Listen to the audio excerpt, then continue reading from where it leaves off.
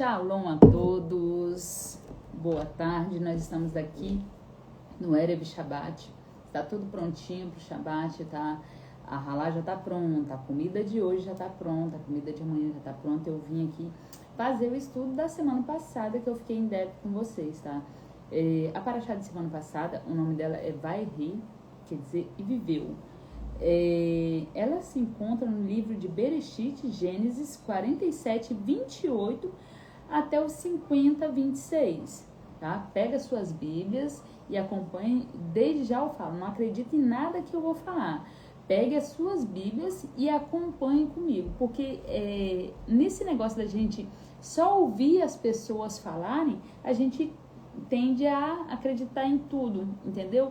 E o sistema teológico hoje em dia, as igrejas estão, a maioria estão assim, as pessoas vão para a igreja, né, porque é que muitos que assistem, depois eu mando esse vídeo lá para o YouTube, fica gravado, muitos que assistem ainda são cristãos, tá? Então muitas pessoas vão para as igrejas e não levam nem sequer uma Bíblia, nem no celular, tá? E isso o pastor fala o que ele quer, ele coloca versículo no local que não tem, ele coloca versículo que não existe, ele tira coisa do contexto, e você, como você não leva a Bíblia, não tem como comparar e não tem muito costume de estudar as escrituras, acaba acreditando, entendeu? Então eu já falo logo, olha, não acredito no que eu falo, acompanhe comigo.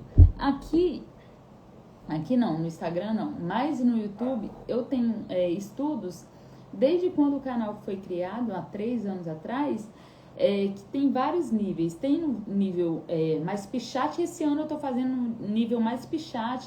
O que é Pichat? Pichat é literal, tá? Drash, quando falava de nível Drash, é o nível profético.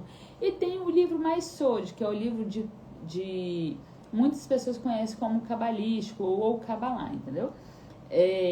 Esse ano estou fazendo mais o Pichat porque o mais Sod profético também eu já falei nos outros anos. Então, para não ficar todo ano repetindo a mesma coisa, então a gente dá uma diferenciada. Apesar que todos os anos nós aprendemos coisas novas. Ontem eu estava fazendo estudo, eu tirei uma dúvida que eu tinha, entendeu? Então, por mais que a gente todos os anos nós estudamos a palavra, a Torá, todos os anos nós rebobinamos o livro, não tem jeito, você nunca sabe tudo.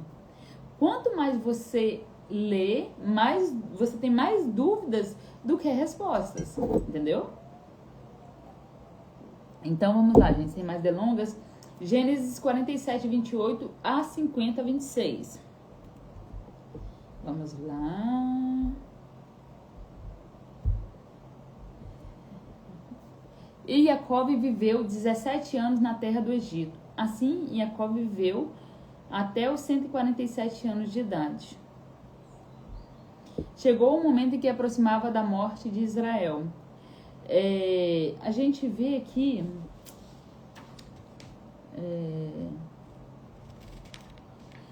a gente tem toda a cronologia, né, de quando... aconteceu que os filhos de Israel foram para o Egito. A gente tem toda a cronologia. E tá falando bem assim, a Torá, ela não tem reticência, ela não tem ponto de exclamação, ela não tem vírgula, tá? Quando ela quer chamar atenção, ela faz repetições. E Jacó viveu 17 anos na terra do Egito. Então, se Jacó, lá no último capítulo da última paraxá, tá, ele abençoou, né, o faraó e falou que ele tinha 120 anos, 130 anos, desculpa. E aqui tá falando que ele tinha 17 anos, então você já junta os 130 anos com 17, 147 anos. Aqui a Torá, ela tá repetindo. Jacó viveu até os 147 anos. Então, a gente vê que aí ela tá chamando a atenção para alguma coisa. Aqui, a gente tem a percepção que ele estava querendo dizer que José viveu com Jacó até os 17 anos, que foi quando ele foi vendido pelos irmãos. 17 anos. O que acontece? O mundo, gente, o mundo ele é feito de medida sobre medida. Sabe aquele negócio de gratidão, de você ser grato por tudo que você faz aqui, você paga aqui mesmo? É sobre isso que eu tô falando. O nome hebraico, ele se chama Midá Keneged Midá, que é medida sobre medida. Tudo o que você faz aqui, independente se você é uma pessoa religiosa ou não, você vai pagar aqui. Lembra lá que Jacó ele ficava fazendo fofoquinha dos irmãos? Levando fofoca dos irmãos para o pai? São quantos irmãos? São 11 irmãos. E quantos anos ele ficou na cadeia? Ele ficou 11 anos na cadeia. Ele ficou 11 anos preso. Então, tudo que você faz, você paga, tá? De acordo com o judaísmo, tudo que você faz, você paga exatamente aquilo. Quando Abraão, ele orou para as mulheres de Avimelech, né? De Gerar, lá da Filisteia, que era Palestina, não tem nada a ver com essa Palestina de hoje. Quando Abraão orou para que as mulheres de Avimelech engravidassem, o que aconteceu? Sara engravidou. Então, quando você faz um bem, você recebe aquele bem. Quando você não faz o bem, quando você faz o mal, aquele mal volta para você, entendeu?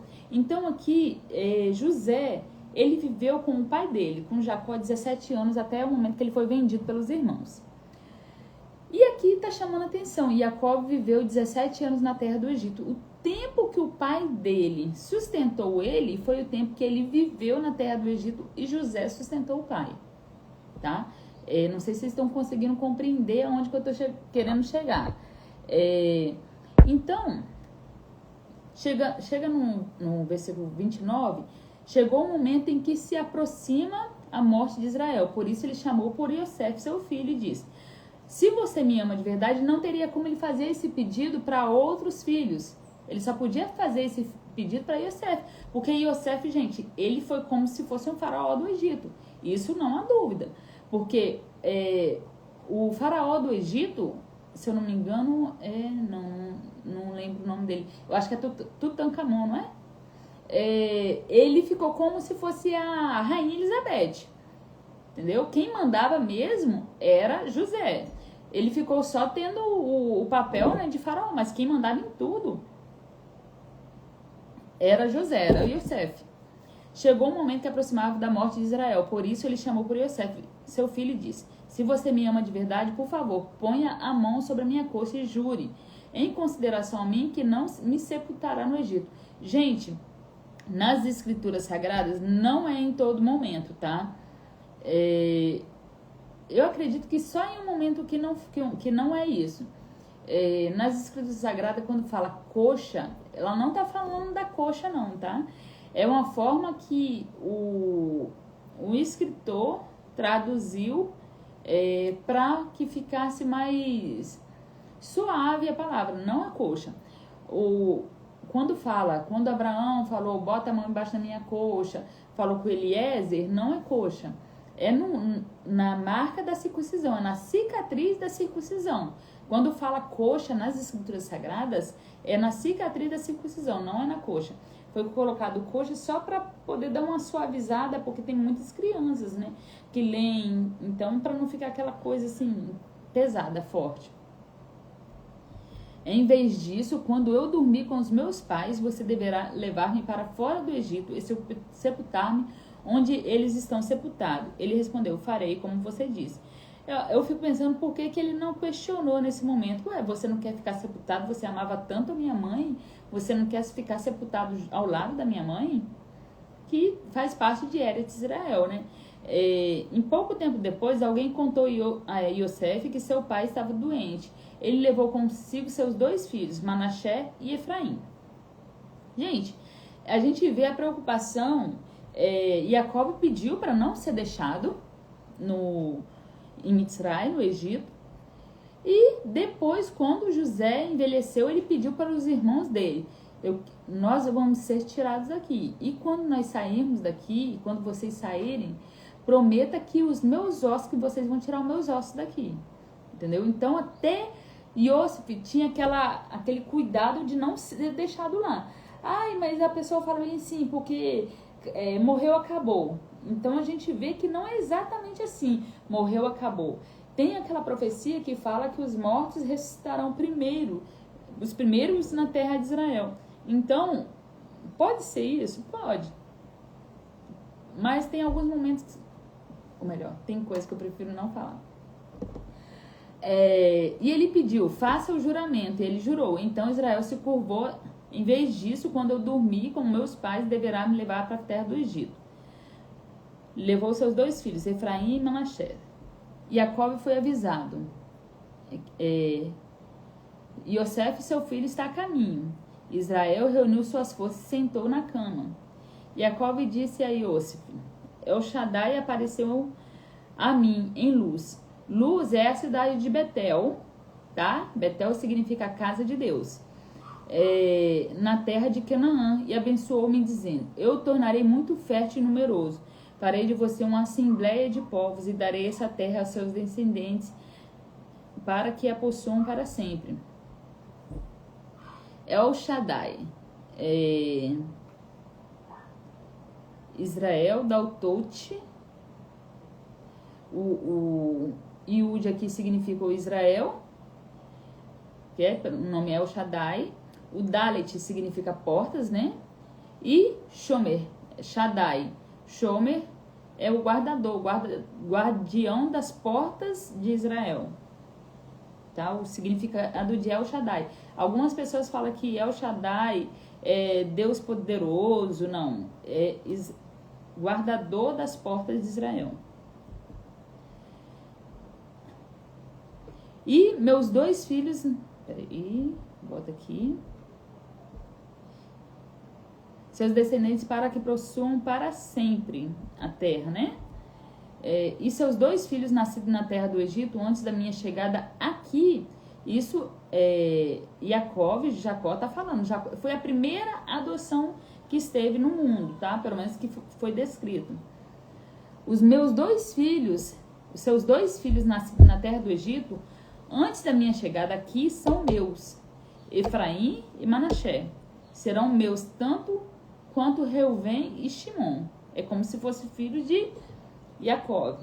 Os filhos nascidos de você depois deles serão meus, mas com vista à herança, eles serão contados com seus irmãos mais velhos.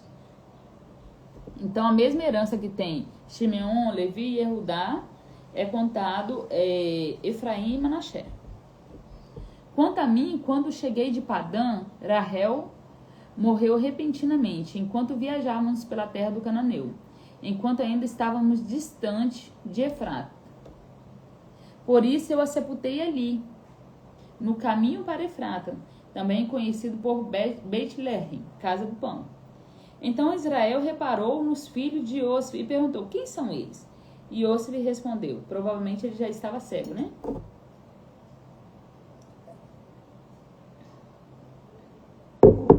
Iosif respondeu a seu pai, eles são meus filhos que Elohim me deu neste lugar. E Jacob respondeu, desejo que você os traga até a mim, para que eu possa abençoá-los.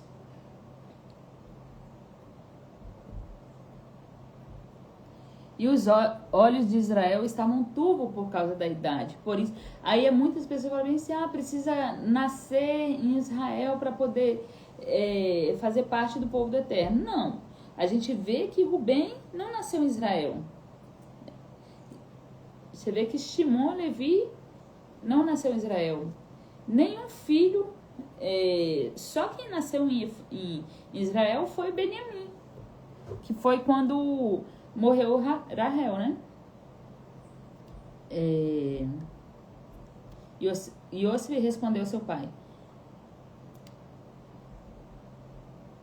eles são meus filhos que Elohim me deu nesse lugar. E Jacob respondeu, desejo que você os traga até mim para que eu possa abençoá-lo.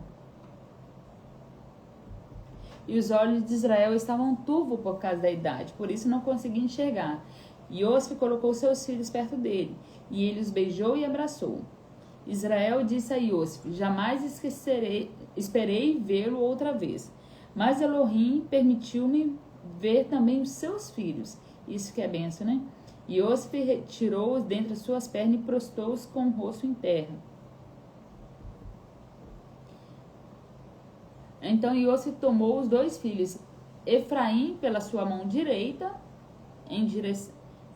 Efraim pela mão direita em direção à mão esquerda, e Israel e Manassés pela mão esquerda na direção da mão direita de Israel, e aproximou-se dele. No entanto, Israel tirou a mão direita e colocou sobre a cabeça do mais novo, Efraim, porque a mão esquerda ela representa o filho mais novo, né? A mão direita ao primogênito. Mas Jacó ele fez diferente, ele inverteu as mãos. Ele cruzou a mão de forma intencional, apesar de Manassés ser o primogênito.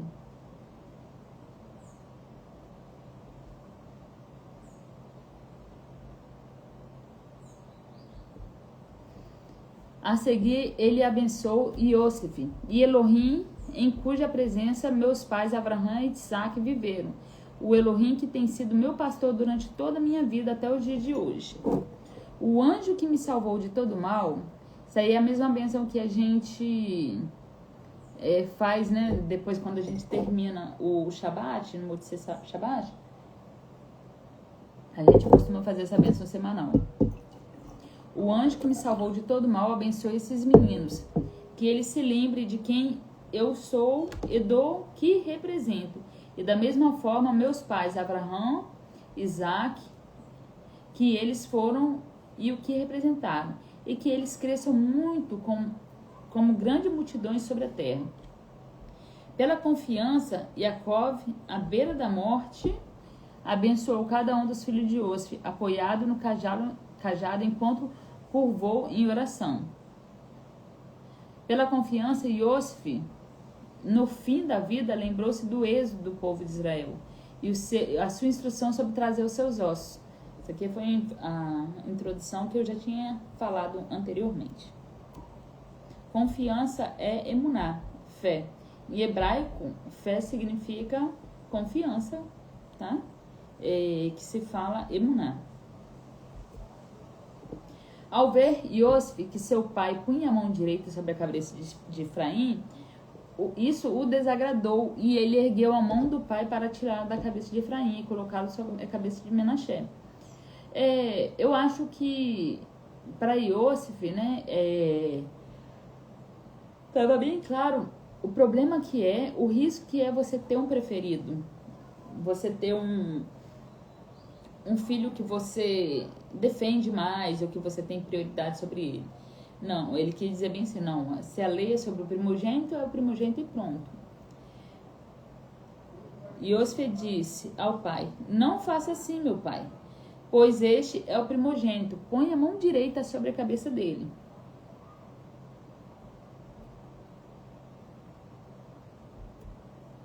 No entanto, seu pai recusou-se e disse, sei disso, meu filho, eu sei. Ele também se tornará um povo e será grande. Mesmo assim, o irmão mais novo será maior que ele, e seus descendentes se transformarão em muitas nações. Gente, mas se a gente olhar na realidade, isso pode ser uma profecia para o futuro, porque o que se passou, a gente vê como que Menaché era uma tribo muito grande, era grandiosa. Ele ficou, meia tribo ficou do lado de cá do Jordão, e meia tribo entrou na terra de Eretz Israel. Mas mesmo assim, Manassé era muito grande. A metade que ficou de um lado, a metade que ficou do outro, era maior do que muitas tribos que ficaram todas juntas. Entendeu? Muito, muito, muito grande. Efraim não era tão grande assim. Então, talvez seja...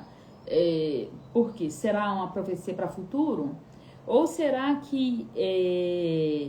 esse grande, ele não está falando esse grande sobre, como que eu posso dizer,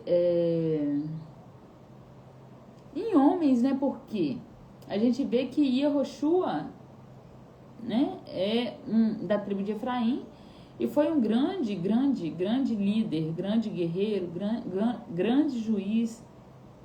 Então, assim, é de se analisar sobre se é uma coisa mais para o futuro, que provavelmente seja. Então acrescentou-lhes essa bênção nesse dia: Israel falará a respeito de vocês em suas bênçãos, quando disserem. É a bênção que a gente faz sobre os filhos, todo o Kabbalat Shabbat. Kabbalat Shabbat é o recebimento do Shabbat. Que Elohim os faça semelhante a Efraim e Menaché.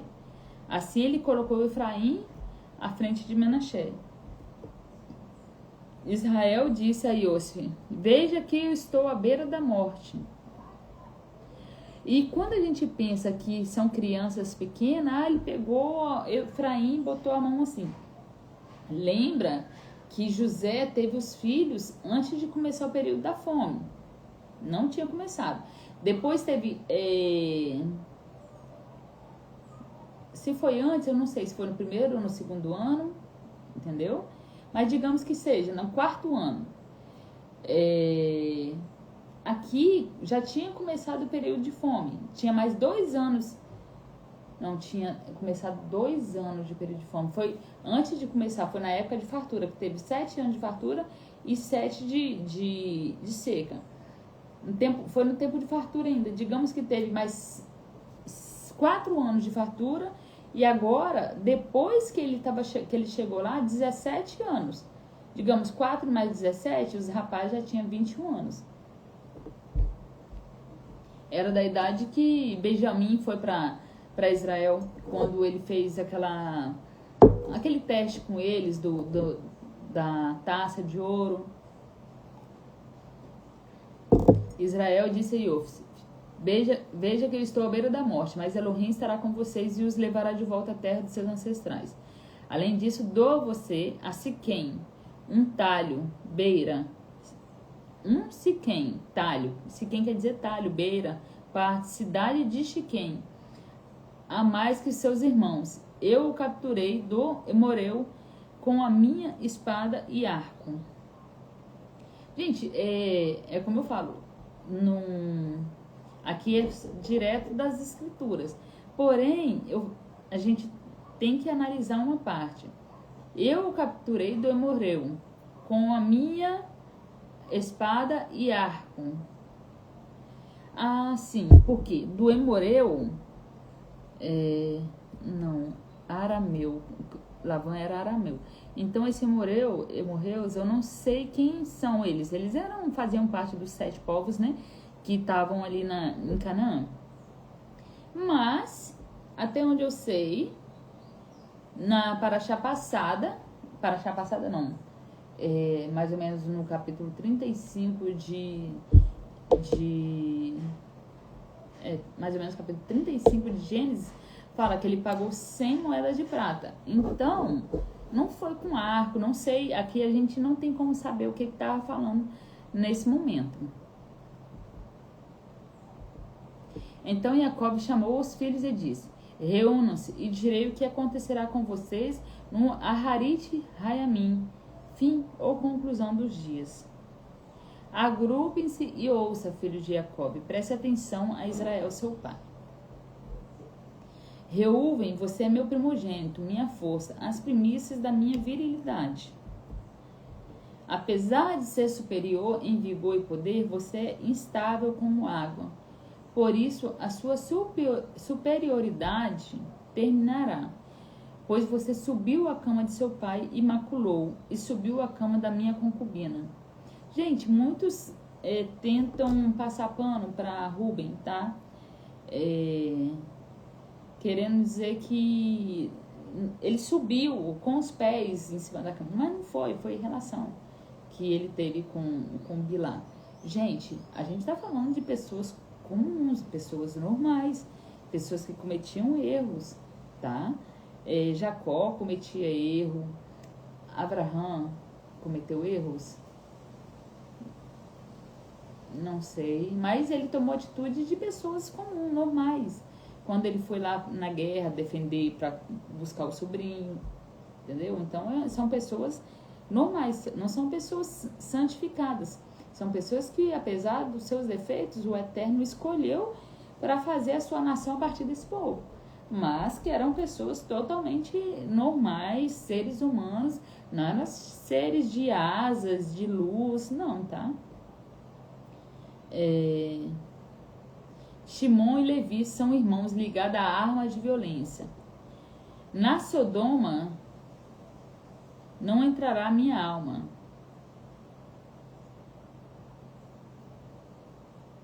Deixa eu ver como que tá aqui no 49:5. 49:5. Em seu segredo, Sodoma significa segredo, não entrará minha alma. Na assembleia deles não se unirá minha glória, pois em sua ira eles destruíram homens e na vontade deles mutilaram gado. Não fala aqui nas escrituras qual o momento que eles fizeram isso, que eles mutilaram gado. Tem aqui, ó, mataram homens e com sua vontade quiseram desarraigar um boi. Em outras também, traduções está falando que eles cortaram os nervos do calcanhar do boi. Amaldiçoada seja sua ira. Então, Shimon e Levi, ele deu uma bênção só, que na verdade não é nem bênção, é mais maldição do que bênção. Era o que eles eram, né? Era a realidade deles. Então, foi a profecia, né, que Jacó deu foi que eles não iriam ficar juntos. Eles iriam ficar longe na terra, quando eles entrassem na terra. Amaldiçoada seja sua ira, pois ela foi violenta. Sua filha...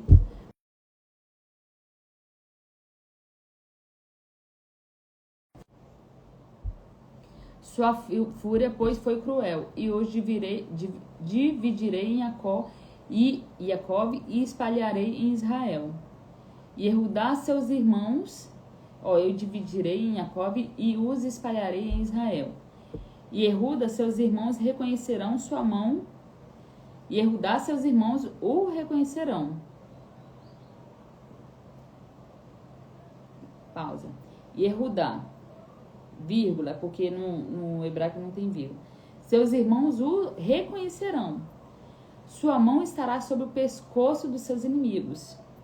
Os filhos de seu pai se curvarão diante de você. Aquele sonho que Yosef tinha, ele está falando todo para Judá. Curvarão diante de você. É um filhote de leão, meu filho. Você está sobre superior, a presa.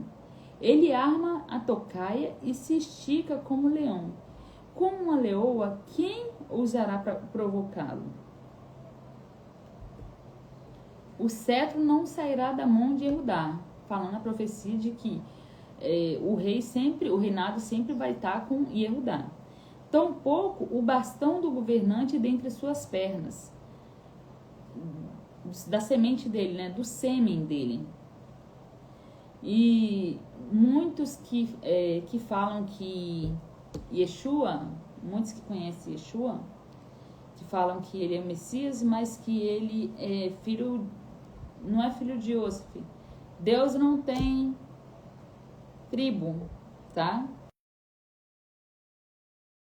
Não tem tribo. Então, se eles acreditam que José não é filho... Peraí um pouquinho. Que José não é filho que Jesus não é filho de José, então eles não acreditam que Jesus é da tribo de Judá, entendeu? Porque José era da tribo de Judá, Maria era de Levi.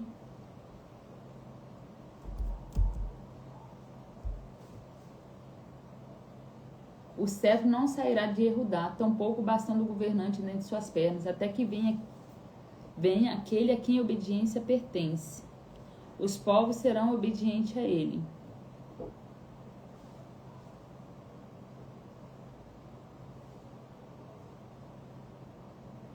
Amarrará seu jumento à vinha, e a cria do seu jumento será amarrada à vide. Ele lava as roupas com vinho, suas capas no sangue de uvas.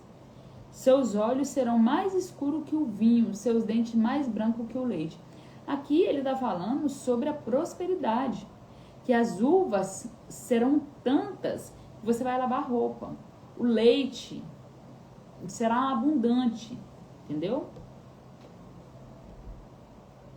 Zebulun viverá no litoral, com navios ancorados em toda a sua costa e junto à fronteira de Sidom.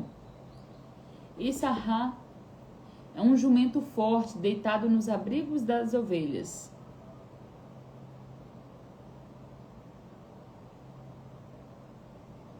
Ao perceber quão boa é a vida e quão agradável o campo, ele apresentará as costas à carga e se submeterá ao trabalho forçado. Ao perceber quão boa é a vida e quão agradável o campo, ele apresentará as costas à carga e submeterá ao trabalho forçado. Tem algumas pessoas, né, que falam de um contrato que tinha de Issachar e Zebulun. Zebulun, ele trabalhava e Issachar, ele ficava estudando a Torá e depois ensinava para Zebulun. Dan com N de navio, porque com M quer dizer sangue. Dan com N de navio é julgamento. Din.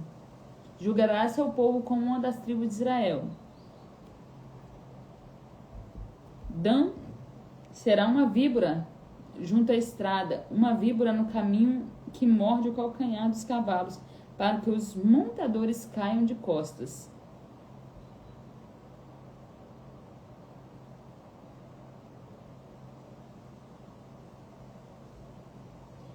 Por tua salvação,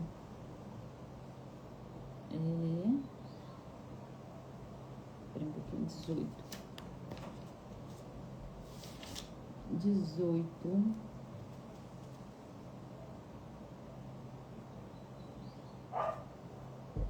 Por tua salvação, eu espero, Adonai. Gade quer dizer tropa, né? Uma tropa o atacará, mas ele atacará a tropa no calcanhar. O alimento de Asher é rico, ele proverá alimento digno de um rei. Naphtali é uma gazela liberta que pronuncia belas palavras.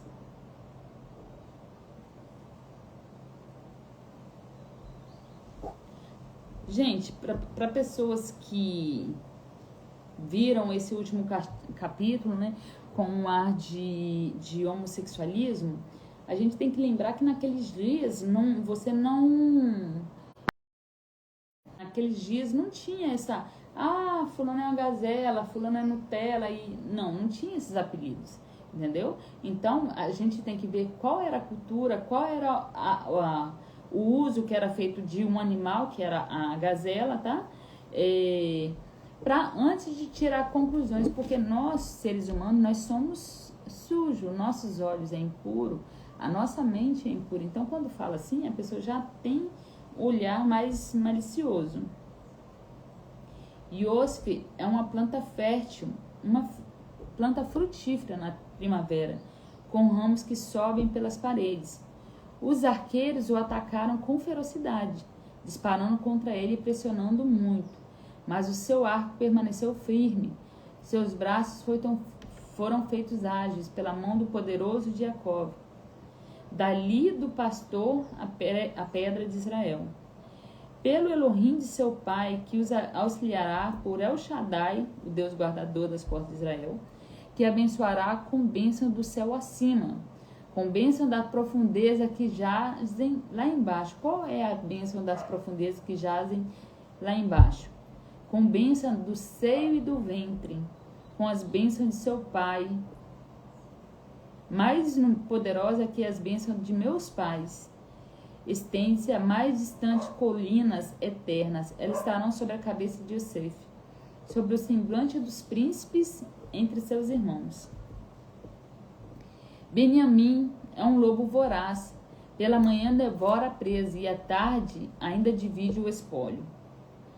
Essas são as 12 tribos de Israel, e essa foi a forma usada por seu pai para falar a elas e abençoá-las, dando uma bênção individual para cada uma. Então ele lhe deu a seguinte incumbência: estou para ser reunido ao meu povo. Sepultem-me com meus ancestrais na caverna do campo de Efron, o Eteu. A gente vê aqui que a nossa matriarca Léa, ela teve assim, um mérito enorme, né, de ser enterrada na capela de lá de Efron, né? A Meará Ramar-Pelá. Ela foi sepultada lá, com onde estão os nossos patriarcas, Abraão, Sara, Isaac, Rebeca e Rahel e Leia. Ele não quis ficar no mesmo túmulo que Rahel. Não sei qual motivo. E eles vê a importância deles, que eles tinham, né, um apreço que eles tinham pelaquela caverna onde estavam os ancestrais. E é dito também que aquela caverna é o local onde está enterrado Adão e Rava, né? Adão e Eva.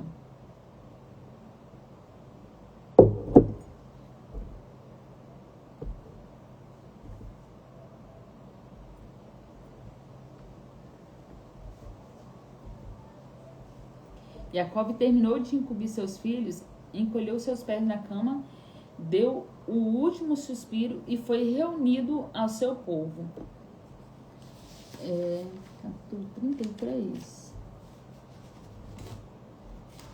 Deixa eu ver como está aqui. E foi reunido ao seu povo. Se reuniu com o seu povo, né? Como que ele foi reunido com o povo dele nesse momento? Que ele não tinha sido ainda enterrado. Só uma pergunta, tá? Não é afirmação. Iosif lançou-se sobre a face de seu pai e chorou sobre ele e o beijou. Então Iosif ordenou aos médicos que lhe serviam para embalsamarem seu pai. Portanto, os médicos embalsamaram Israel. 40 dias foi gasto com o processo, período normal para embalsamar. Então os egípcios choraram por ele 70 dias. Quando o período de luto terminou, Iosif dirigiu-se à casa de Faraó. Quero pedir um favor. Digam ao Faraó. Meu pai fez-me jurar. Ele disse: morrerei em breve. Você deverá sepultar-me em minha sepultura, a que cavei para mim na terra de Canaã. Portanto, eu lhe imploro, permita subir e sepultar meu pai. Após isso, retornarei. Faraó respondeu: suba e sepulte seu pai, como ele o fez jurar. Por isso, Iosif subiu para sepultar seu pai. Foram com ele todos os servos de Faraó, os líderes de sua casa, os líderes da terra do Egito, com toda a casa de Iosif, seus irmãos e a casa de seu pai. Apenas os filhos pequenos, seus rebanhos e o gado foram deixados na terra de Goshen. Olha, eu acredito que dá mais ou menos uns 500 quilômetros do Egito até a caverna. Não tenho certeza. Deixa eu ver, confirmar aqui.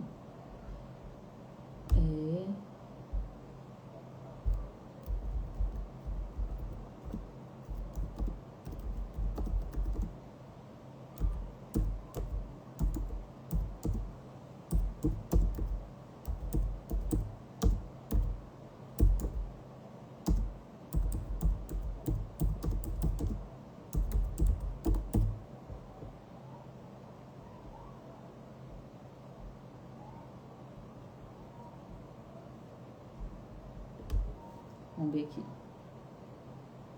Deixa eu ver se eu errei muito. 726 quilômetros. Falei uns 500, errei pra caramba. Mas é a noção mais ou menos, né, que a gente tem.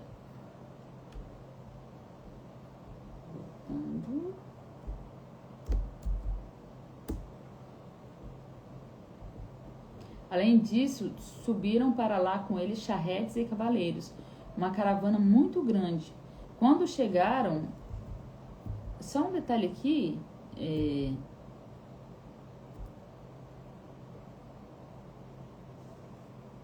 então os egípcios choraram por eles 70 dias. Os egípcios choraram por Jacob, tá?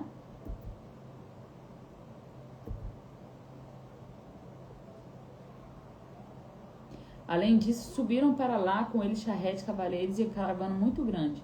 Quando chegaram à eira do Atad, além do Jordão, eles começaram a lamentar em alta voz, de forma muito sentida, e choraram pelo pai 7 dias. Quando os habitantes locais cananeus viram o lamento na eira de Atá, disseram: com que amargura estão chorando os egípcios? Esse é o motivo do lugar ter recebido o nome de Avel Mitzraim, lamento do Egito, além do Jordão. Cara, eles não devem ter entendido nada. O que esses egípcios estão fazendo aqui na caverna? Eles ficaram assim, bugados, né? Seus filhos fizeram o que ele ordenou que fizesse. Eles levaram a terra de Canaã e sepultaram na caverna do campo de Marpelá, que Abraão comprou no campo, como local de sepultamento de sua propriedade, de Efron, o Iti, junto a Manre. Então, depois de sepultar o pai, Iosif voltou ao Egito, ele, seus irmãos e todos que tinham subido com ele para o sepultamento do pai. Eu fico me perguntando, será que nesse momento os irmãos ficaram com medo? Bem assim, Iosif não nos matou agora, até agora, por causa do nosso pai. Nosso pai morreu, o que ele vai fazer com a gente agora?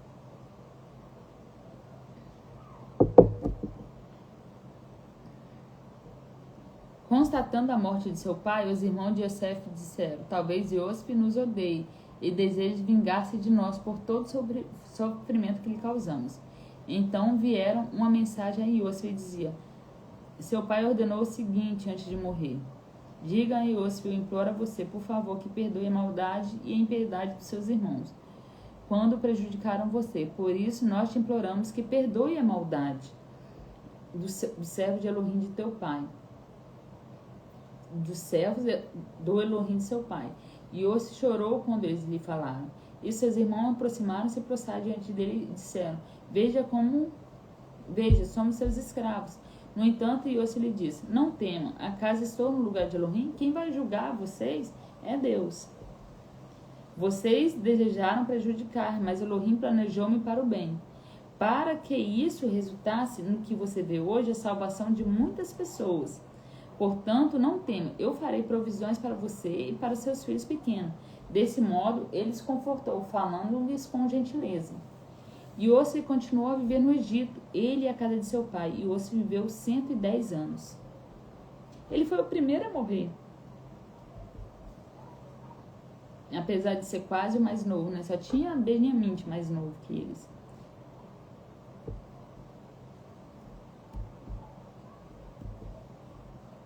Apesar disso, a vocês que me ouvem, digo isso. Amém? Peraí.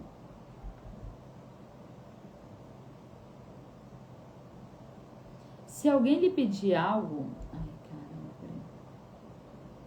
Iosif chegou a ver os bisnetos, terceira geração de Efraim, e os filhos de Maqui, filho de Menaché. Caramba! Nasceram sobre os joelhos de Iosif. Iosif disse a seus irmãos: estou à beira da morte. Entretanto, Elohim se lembrará de vocês, com certeza os levará dessa terra para a terra a respeito da qual jurou Abraão, Isaac e Jacob. Então Iosif fez os filhos de Israel lhe jurarem: com certeza Elohim se lembrará de vocês, por isso leve meus ossos daqui. E assim Iosif, com a idade de 110 anos, foi embalsamado e colocado no caixão no Egito.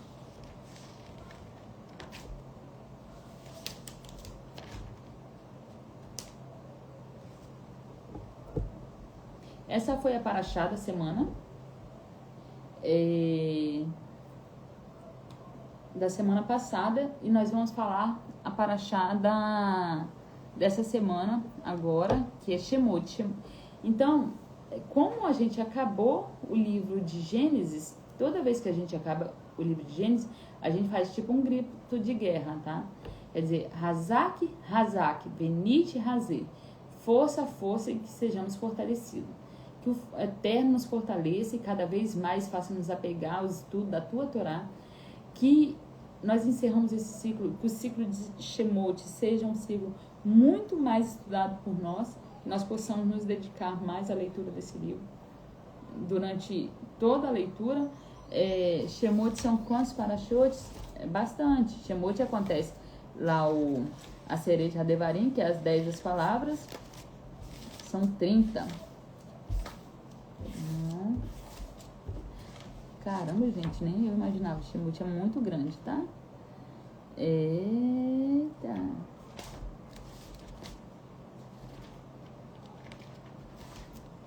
Ó, Shemot são até a Parashá Pekudei, vai até o capítulo 40. Então é bem grandezinho, né?